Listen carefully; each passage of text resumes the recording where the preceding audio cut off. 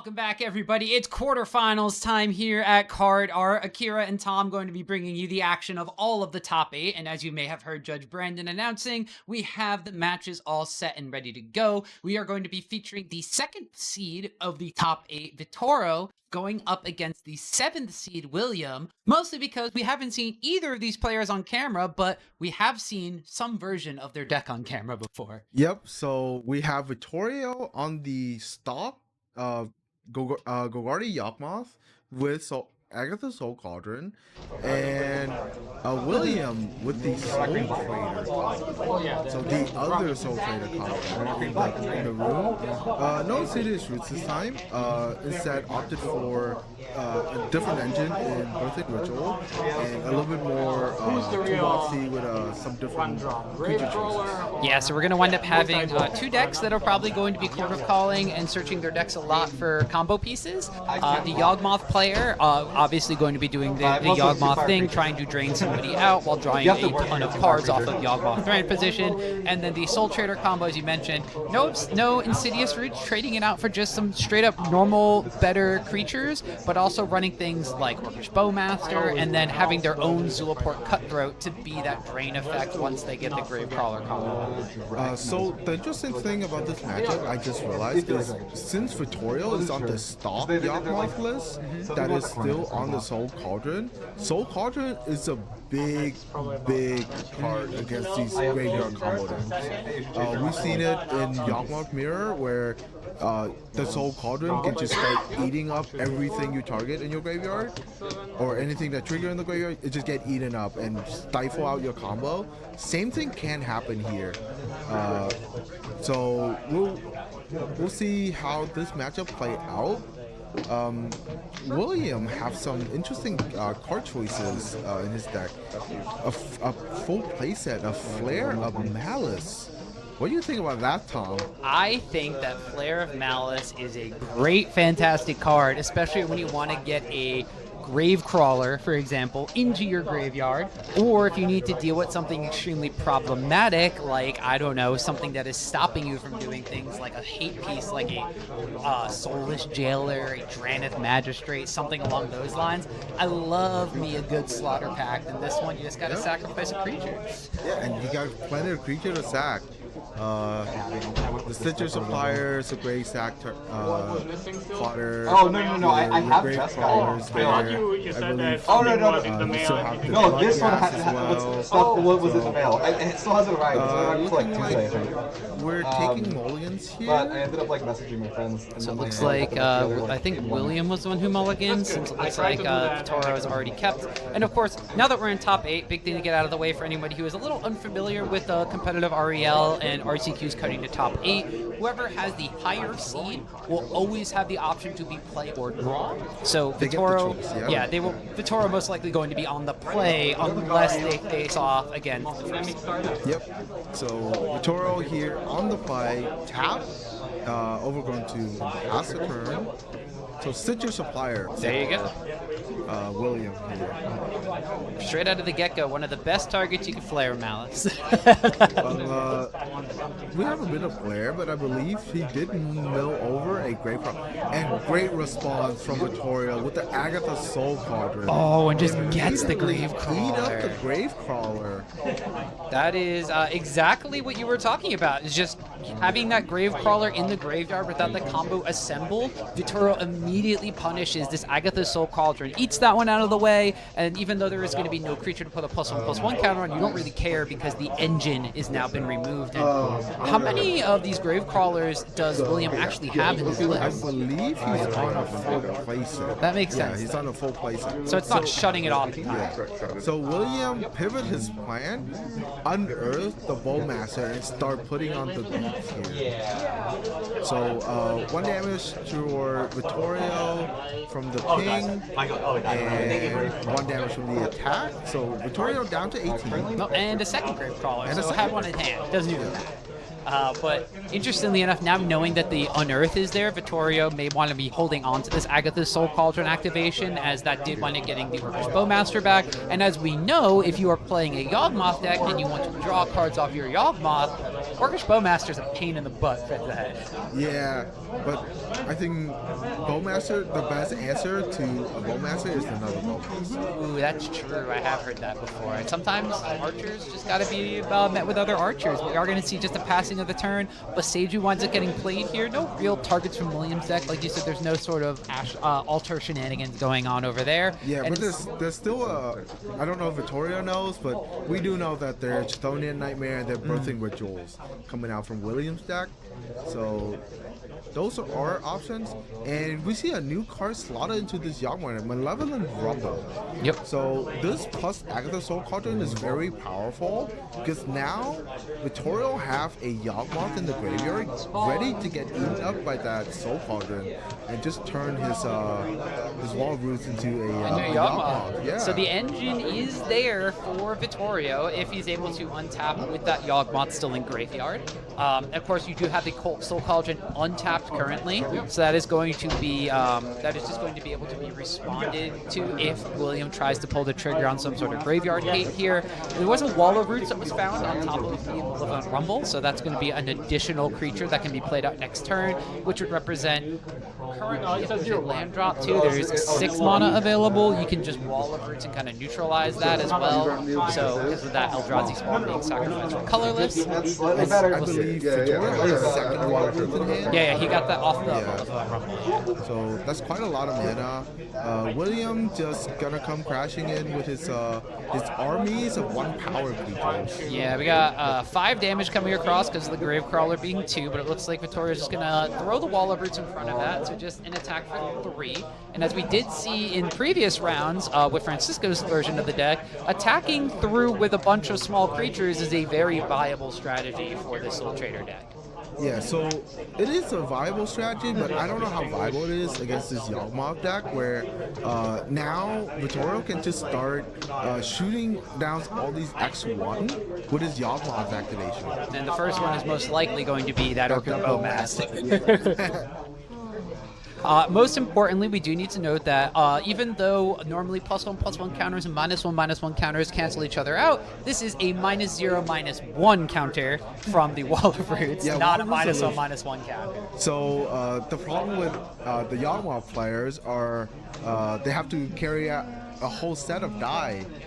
You need -1/-0, -1/-1 counter, +1/+1, sometimes you need Planeswalker counter. That's true. Because you can turn your creature into Gris. So we are going to see here the 2 different dice representing here. So the black die is going to be representing the -0/-1 counters, and the white die representing the +1/+1 counter. We're just going to see a shot land being played by Vittorio here, and now representing that potential 6 mana play. Looks like Blood Artist in hand as well, so we could actually just start gaining some life and draining as well. So we're just an undying creature away from combo. Yeah, and the thing about Blood Artist is stop William from combo. So Blood Artist, every time William sack and casts his Gravecrawler, you gotta take 1. That's true, because this is a symmetrical effect. It's not the same as like the Zulaport Cutthroat that William is actually packing in his own deck. Yeah, so William have the one-sided effect, but Vittorio, with the since the Yawgmoth wants to kill their opponent's creature while comboing off, Blood Artist will get benefit off of that. So now, Blood Artist on the board, Vittorio kind of blocking out William from comboing, but here comes Bowmaster, and Blood Artist is the prime target for that. Yeah, so it looks like this Orcish Bowmaster is going to go after the Blood Artist. We'll see if there's any sort of response here from Vittorio. Now, can't activate Yawgmoth at instant speed, so we could potentially see that being activated as well. So that was cast, had 2 counters in it, so now it's going to be able to shoot down the other Orcish Bowmaster in response. So there's going to be potentially just 1 Amass trigger coming in. So once this Walking Melissa hit the graveyard, it become another prime target for the Soul Cauldron. Oh, I was going to say also, I believe that Vittorio has the option now of eating the other Bowmaster and keeping his Blood Artist alive. Yes, so that is an option as well. So let's Let's see if that's what's going to be the play. This Orcish Bowmaster's on the stack. Soul Cauldron is still around, and it looks like Vittorio does recognize that that can happen. So we're gonna eat the Bowmaster in William's graveyard to put a counter on the Bowmaster, saving it from the other Bowmaster. You said sometimes the best answer to a Bowmaster is another Bowmaster, but in this case, the best answer to a Bowmaster is eating the Bowmaster. Meat's back on the menu, boys. Man, I'm always so impressed with Yawgmoth players, with all the lines that they can find. The deck is like so deep and it's so intricate, and there's so many line of play where I just like, wow, I didn't see that coming. All right, so passing of the turn back to Williams. This is all done in Vittorio's end step. So we are just going to have Fetch Land played here. And now, William, you're kind of just playing Golgari aggro deck at this point with Bowmasters, a Gravecrawler, and a Stitcher Supplier. You're basically a worser version of the Yawgmoth deck now that this Yawgmoth is online, and by Yawgmoth I mean any of these three creatures. Yep, and the thing is, he can't even go for his combo route anymore, even though the Soul Cauldron is tapped. This Blood Artist being on the board physically stop him from comboing. And that damage is no longer on the Blood Artist either, since that was at the end of Vittorio's turn, so even a second or third, in this case, Orcish Bowmaster is not enough to take out that Blood Artist. So, I'm looking through William's list here. I don't see any way to, like, actually just kill this. Yeah, Flare Mount. I think Vittorio will be happy to just chuck that Walking Ballista into the graveyard. That's true. Let's say, because there are multiple things that are on the battlefield currently. So yeah, there's no, since this is very creature centric, there's no fatal pushes or any sort of normal Golgari style interact. Expect to see in a normal mid-range. Yeah, I think those will be coming out of the sideboard. So in the main deck, I think William's a little bit stuck right now.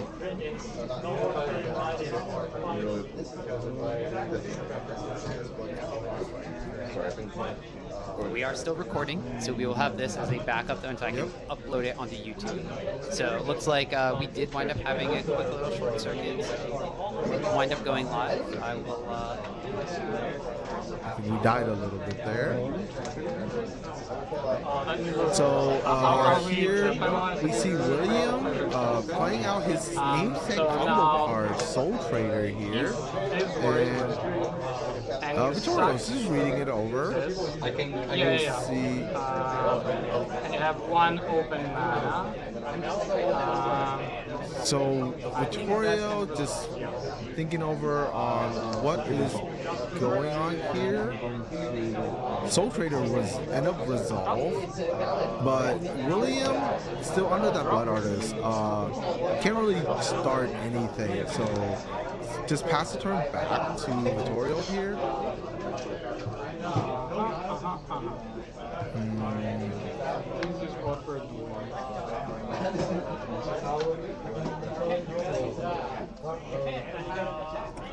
Alright, we are back. I think the internet dropped for a second. Yeah, it looked like the internet walked out, and unfortunately, in the middle of everything, the stream key needed to be refreshed. So we actually lost our life totals as well. We'll need to get that up after game number 1. But it does look like that while everything was down, we had Vittorio kind of stacking the board back up. We saw the Warren Soultrader come down for William. So that is going to be part of the engine, as Akira was mentioning, online. So the Warren Soultrader comes in, but that Blood Artist is preventing the loop from happening right now. Yes. And also William doesn't have the Marionette Apprentice to keep the loop going. So Vittorio, I think have a pretty strong. I can spend any mana of any color to pay. Pretty strong hold on the game at the moment. Yeah, and then Vittorio pointing out that he can pay any color of mana to use activated abilities as long as it's from the Agathos Soul Cauldron if the thing is exiled. So being able to just pay whatever whatever color of mana he needs for any of those kind of creatures going to be stealing away. But it looks like now it's time to go fishing. We're starting to shoot some fish in a barrel over here. This Walking Ballista has a couple of counters on it and can start just picking off anything from William's side. I believe what's happening here is Vittorio casting Golgari Crawler, and in response, pinging down The Grave Crawler. yeah, pinging on the Grave Crawler. The lesser known side of Golgari Crawler, which is not just played as a land, is actually the Majuka Bog effect. Yeah, and then still on, and with that resolving. That's kind of weird. So with the effect on the stack, Yeah, with you're the effect, you sack sacrificing the it. Crawler, exile, shoot down the Bowmaster, and then exile the Graveyard. Yep, so then you're shooting down as many creatures as possible, putting them into William's graveyard, exiling them, but every single time you Yawgmoth sacrifice a creature, you're growing the Orc army that is on the side of William. Victorio clarified that the Golgari Crawler trigger is still on the stack. He's considering what he wants to, if he want to keep going, killing off all these creatures. I don't think there's a way for him to keep going. Yeah, so just let the trigger resolve, exile the graveyard. Most importantly, exile a second Grave Crawler. Yeah, so we have both of those offline now. Does look like turn just gets passed back over to William. Again, unfortunately, since the internet did cut out for just half a second, we don't have updated player life totals. I'll probably run out to try to grab those in just a second since there have been a couple of things that happened. But it does look like here that William playing a... is that a Phyrexian? Oh, that's... Is that the Threshold land?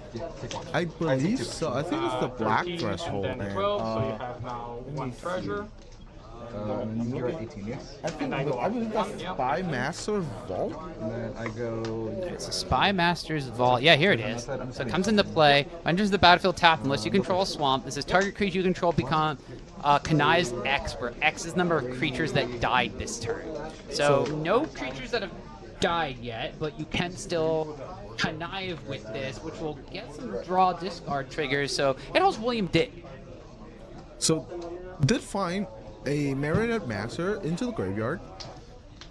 If you have an unearthed effect, then he could go for it, but with the untapped Soul Cauldron, it just can't, nothing can happen here.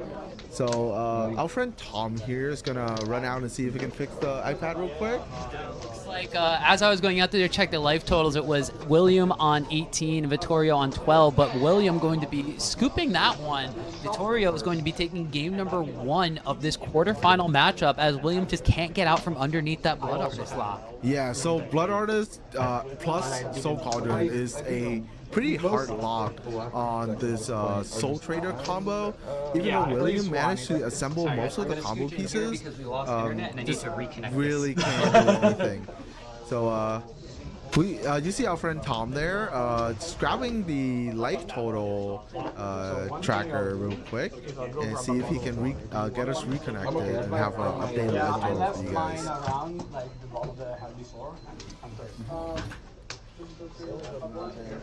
And we're seeing some sideboarding here. Vittorio stood up and left. I don't know where he went. He's in the top 8, by the way. So this is a great time to be able to utilize all the facilities at Card Right. And by that, I mean the rest. Yeah. So, sideboard option for our player here. I think. Thank you guys. Sorry about that. It looked like we got the life tracker back online, so life total will be updated. So just looking through the deck list here, and there are stuff like Soulless Jailer coming out of Vittorio sideboard, as well as an Endurance to really stop this this graveyard combo deck, while not affecting his own graveyards. Same thing with William.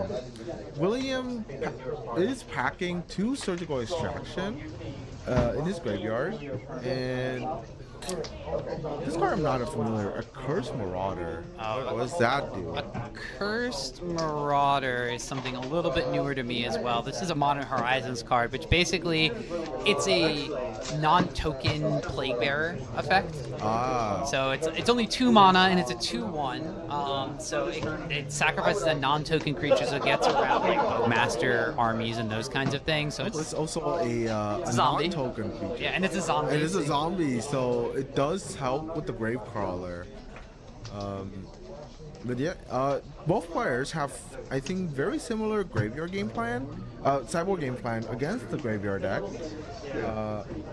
So here's a card I want to pick your brain about, Akira. Yeah. This is a card that I know is in the list for Nanu from Williams because this card prevents activated abilities from artifacts. Yep. How do you feel about, with Court of Calling effects in the list, or with the Chthonian Nightmare in the list? I don't think there's Court of Calling in Williams' list, actually. But with effects to kind of reanimate it and Birthing Ritual into it, there is copies of Collector Oath in Williams' sideboard specifically for Agatha's Soultrader. I think it's a little bit targeted.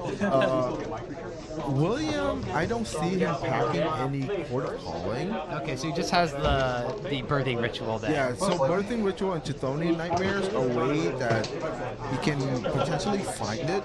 It is a little bit targeted. It only works against Agatha Soul Cauldron, but since Agatha Soul Cauldron is such a big part of both the Yawg combo and a hate piece against his own deck, I can see him bringing in Collector Oath. That would be a very spicy kind of thing, especially with the Birthing Ritual. If you're unfamiliar with this newer card to the Modern format from Modern Horizons 3, the Birthing Ritual is basically fixed Birthing Pod. It activates at the end of step automatically, which means it produces a 2-mana card. It's an enchantment. We only get to look at the top 7 cards for X+1, so that if you could go like Gravecrawler, Land, Collector, Birthing Ritual, and find Collector Oath on the play, that shuts off that turn 2 Agatha Soul Cauldron we saw Vittorio playing game number 1, but that seems very narrow, which is why I was asking, how do we feel about that actually coming in? I think it is, in fact, it is very narrow, but it is, in fact, very effective against both a hate piece for his own deck and a pretty essential engine piece for Vittorio. And we did see that Vittorio was just happy to put a Yawgmoth in the graveyard in order to activate the Soul Cauldron off of the level Rumble. So that is just always, like, we talked about this when we were talking about in the final round. These graveyard-centric decks, despite graveyards being very heavily targeted in the current format, here at Cardart, they are thriving. We have at least 3, if not more, in the top 8. If you count the Nani decks that want to utilize their graveyard for the loop as well, then you're counting it like more than half the top 8 is graveyard. So I believe that we have 2 Soultrader combo and 2 Yawgmoth. Okay, so we have 4 straight graveyard batters decks, and then 2 Nadu, which care about the graveyard. And also Ruby Storm is a deck that care about the graveyard. Alright, so what's the one list we have that doesn't care about the graveyard? Oh, it's the Demir Frogtide, which cares about the graveyard. Yeah, so we have 8 graveyard decks in the top 8. back next year, but like, Who said graveyard hate is back in Modern? I don't know, I guess it's not enough, but we are going to be getting underway for game number 2. Both of these players back up to 20 life here. We have all of our life total stuff fixed. There was a bit of a stream crash before, so apologies if you were tuned into the stream live. There was a bit of a hiccup. We lost about 60 seconds of gameplay, but everything will be uploaded onto YouTube later. So if you want to see everything that did happen during that little bit of a stream hiccup, it'll be uploaded later on in the week, and it's recorded offline, so you won't have any sort of hiccups and see the stream go down at all. Yeah, for sure. So, I believe William mulliganed to 6 last game on the draw, and looking like he's mulliganed to 6 again. So, being on the play, the risk of him playing a Stitcher Supplier, milling over a Gravecrawler and getting it eaten up by Soulcaller is a little less, because Yeah, he does get another turn to get it out of the graveyard, but that play pattern is still something very powerful Vittorio can do. Looking at Vittorio's hand, fanning it out just a little bit, it looks like I saw a Malevolent Rumble, a couple of lands in hand, and then couldn't really make anything else out. But from William's side, like you said, playing Citrus Supplier, milling into a Grave Crawler, putting that one on the battlefield as soon as possible, and getting it out of range of the kind of hate effects that Vittorio has could be very powerful. Being able to maybe play the Nightmare in addition to milling things over with a Stitcher Supplier and starting to get that Orcish Bowmaster trade online seems like an avenue of really good play from William. Also, William is packing a Singleton Geralf's Messenger, which like the old Yawgmoth decks were running, but with this version of the deck, I'm wondering how that actually plays out, because I don't know if you can get rid of the persist counter. Yeah, so I don't see any. Yeah, there's no effect that put counters on stuff, So I guess it's just the value play there. Maybe because if you do have the Marionette Apprentice out and you do a loop, that's like 6 damage coming out. It's also net you 2 mana, right? Yeah, which is pretty solid.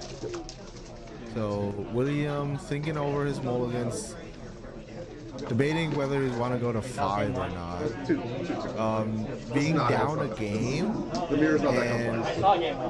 being down a game and mulliganing to 5, William will take his chances with his 6 cards. Yeah, so he's just going to start out with a Surveil land, able to actually keep that one on top, which is probably rare for William's deck, wanting things in the graveyard.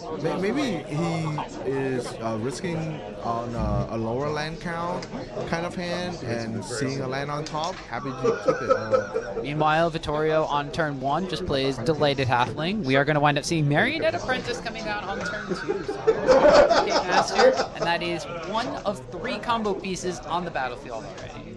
Yep, so William coming out strong here with the Marionette Master, or Apprentice. Yeah, the Master's a 6 mana one, so it's a lot more damage. This is a 2 mana one and has a little fighter tokens. Vittorio, one of the more powerful starts for Yawgmoth is Delighted Halfling into an uncounterable 3-drop, like a Gris, but look like just a 2-drop here. Probably something like a Wall of Roots. Wall of Roots makes sense. Tapping the Halfling also makes me think maybe like Hapatra could be the play, but throwing out a naked Hapatra is very dangerous when that's one of in your deck that you really need. Yeah, but we see that William wasn't looking to interact at all, so maybe getting it in play might not be the worst thing ever. Just see Malevolent Rumble coming in here. Court of Calling, Forest. There's another Malevolent Rumble, and wound up grabbing a card. Didn't see what the card was that he took. I saw. He grabbed a land. Oh, okay. So he grabbed a Shifting Woodlands. Oh, okay. Well, Shifting Woodlands is anything besides just a normal land.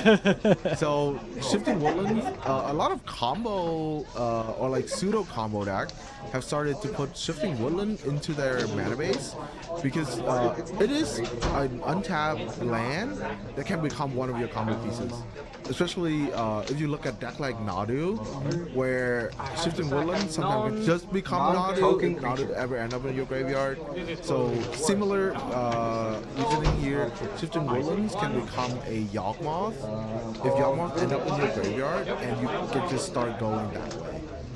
You know what we just wound up seeing on play there?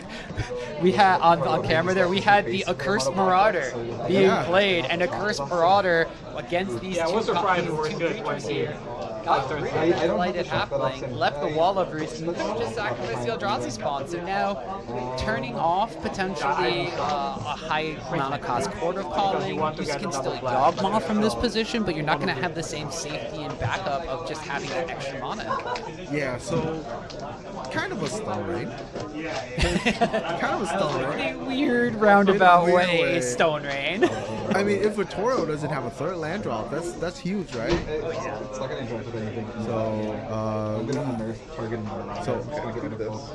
So unearth the Accursed Marauder to get rid of the other mana door. Double Stone Rain? Double Stone Rain. In a weird way.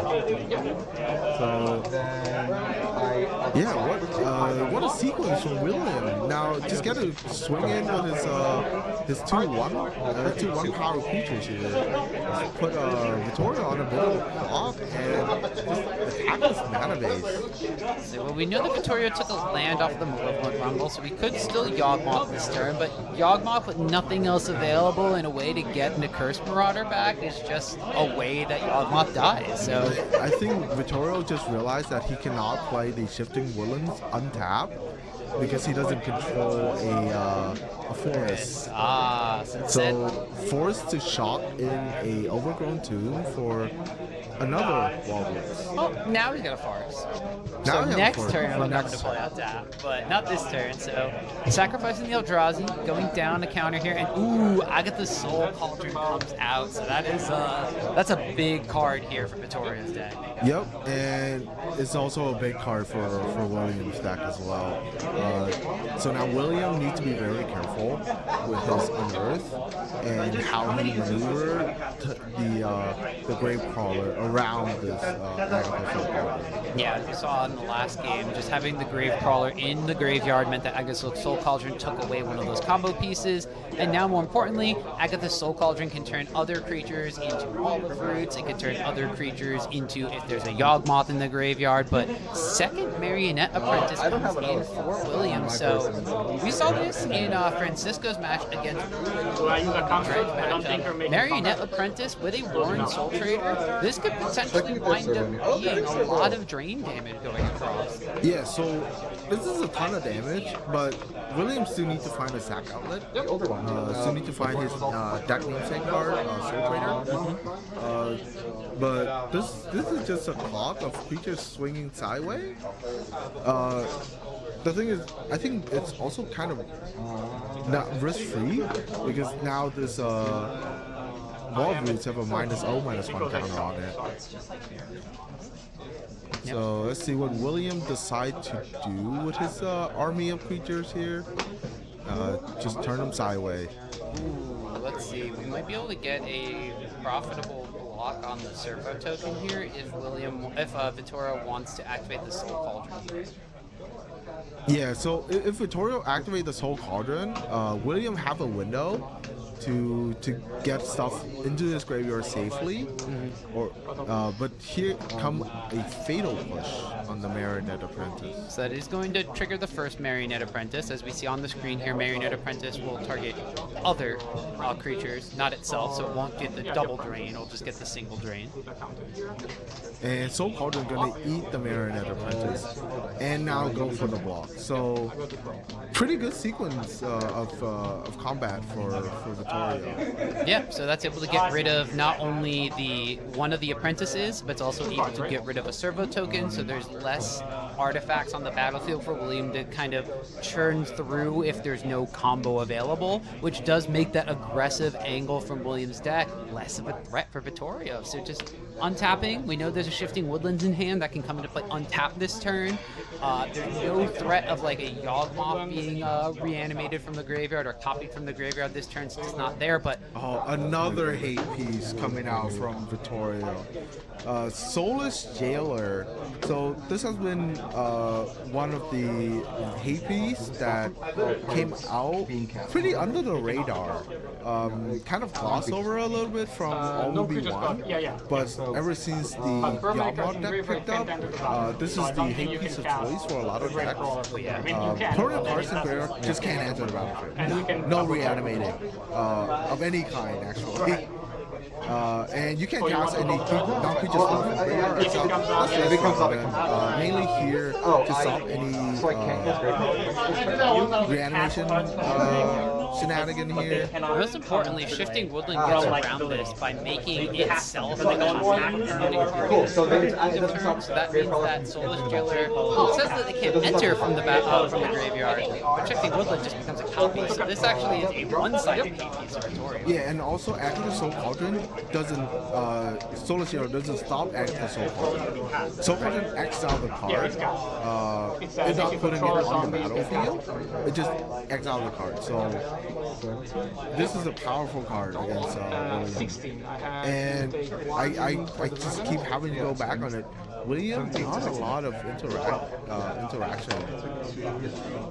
We see William shocking in a Crypt of Agadine, so not playing the Agadine's Awakening because, well, it can't anymore. The Soulless Jailer shutting that one off. So just playing that one as a 3 damage shock land, but this is a Marionette Apprentice 3. So William just playing Marionette Apprentice Tribal here. I guess so. I guess Artificer Tribal, Golgari Artificer Tribal coming out here, but so this is like the one angle from William's deck that I think is problematic for Vittorio. As we see Vittorio just putting a counter on the Soulless Jailer. The worst part about this is all these like walls that Vittorio is putting up that can favorably block these servos. Yeah. By killing the servos, you're gonna take 4 damage or 2 damage per Marionette Apprentice. So that's gonna be a lot of stuff. And actually now flashing in an Orcish Bowmaster as well at the end of turn. So this is an interesting clock that William's deck is presenting. This is a different angle of attack. So yeah, so William, seeing that Vittorio is just throwing up all these hate pieces, decides I'm just gonna make these tokens and just crash them into Vittorio. So Vittorio either block and take damage from Aaron Master or don't block. So but he just block, get the possible trade, Take 4 damage. take 4 damage. Alright, so he got the artifacts off the battlefield, but as long as these Marionette Apprentices stick around, taking damage from a 1-1, trading with a blocker from a 1-1 is super problematic. Like even this Orcish Bowmaster here costs you 2 life. Just draw for turn. Yeah, and Yawgmoth needs some life total to get going. And Vittorio at 5, I don't think he can do. He can do a lot. Oh, did William miss the damage that came out from those? Because Marionette Master says creature or artifact, right? Yes. Yeah, creature or artifact. So it looks like that right now on our life pad die, the iPad life totals, we're currently seeing that Vittorio is at 7. Should probably So 2 down to activations, yes. Looks like the players are not making Sacrifice 2 lands. So Vittorio went What are you looking for?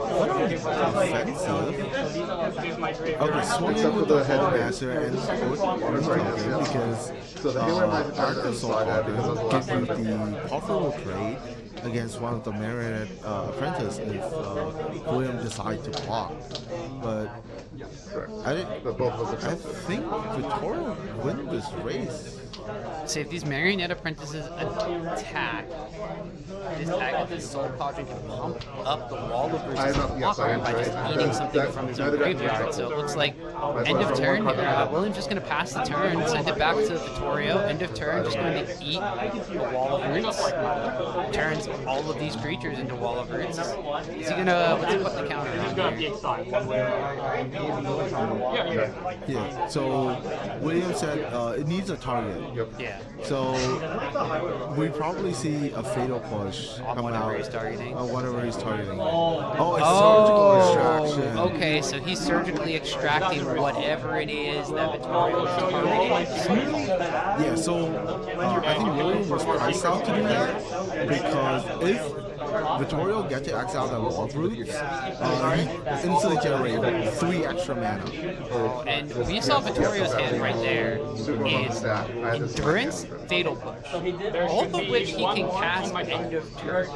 So if he flashes in Endurance, he can shuffle the graveyard back into the library if he wants to. He can do it to his own if he really wants to. There'll be 3 additional damage. Fatal Push and Marionette Apprentice, and now he's only taking 1 damage down. And he keep back 2 blockers and having basically a 2-turn clock on William, who, as the life totals represent here, should be at 12, while Vittorio's currently at 5. Yeah, I think our players are They're locked in. focused on the game. Yeah, they're locked in. The caster be damned, I guess. Yeah, well, it looks like Vittorio just untapping here. Doesn't want to do anything at end of turn. Instead, just going to be continuing to swing for 5 again. Maybe make William flinch on blocking first. Yeah, he doesn't. Vittorio doesn't need to do anything. Hands in my hand, yes. I cast it at the end of the last act. So life total was updated. Maybe we missed something. Okay, there we go. So they're updating it currently down to 8. And oh, that's just going to be it. William didn't have anything from the top of his library. temporary. You guys push it right, And doesn't then matter. offer the handshake. That's going to be it. So that is going to be. That's going to be taking the game. It's going to be 0, and that's just going to be the stock Yawgmoth deck comes out on top.